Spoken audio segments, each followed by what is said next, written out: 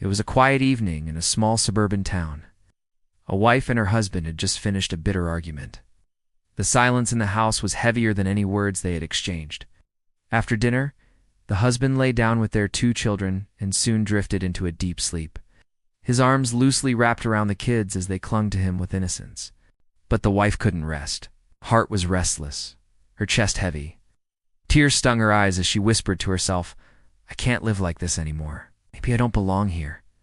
Quietly, without waking anyone, she stepped out of the house. The cool night breeze touched her face, but it couldn't soothe the storm inside her. She kept walking, hoping the silence of the streets would bring her peace. The neighborhood was calm, but behind that calmness, hidden lives were unfolding.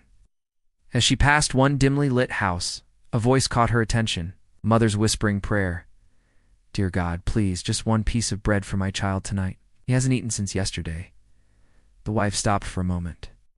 Her breath caught in her throat. She pressed her palm to her chest, but she walked on. A few steps later, another voice drifted from an open window. A woman's trembling prayer. "Please, Lord, protect my son.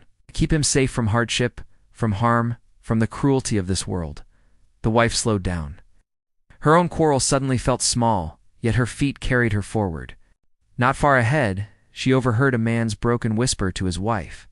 "Tomorrow, go to the landlord again. Beg him for a few more days. If you have to fold your hands, do it, just so he'll stop threatening us." The wife's heart trembled. Her anger began to feel less like fire and more like smoke fading into the night. From another house came a frail, elderly voice. Grandmother sang softly, "It's been so many days, child, since you brought my medicine." A boy answered with guilt in his tone, "Grandma, I'm sorry. The shopkeeper won't give it on credit anymore. I don't have the money yet." The wife's tears began to flow freely. What had started as grief for her own pain now turned into sorrow for others. Just when she thought her heart could hold no more, she passed a small hut. Through its thin walls, she heard the quiet sobs of hungry children. Their mother's voice tried to console them. "Go to sleep, my loves. When your father comes home, I promise I'll wake you up. You will surely bring food tonight." The children, too weak to argue, closed their eyes, clutching their empty stomachs. At that moment, the wife stopped walking. She stood still in the dark lane. Her anger melted into silence. She realized something profound.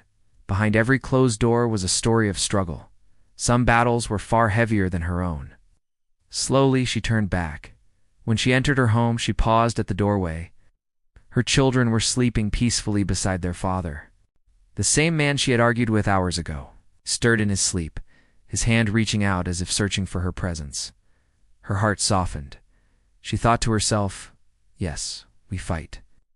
Yes, life isn't perfect, but this man cares for me, provides for our children. And together, we have a home, food, health, things others are still praying for tonight." She wiped her tears and quietly laid down beside him.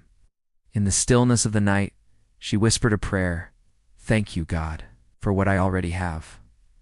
Because behind every smile lies a hidden story of pain. Behind every home, unseen struggles we may never know. Every family, no matter how perfect they may seem from the outside, carries burdens, silent tears, hidden disappointments, unspoken fears.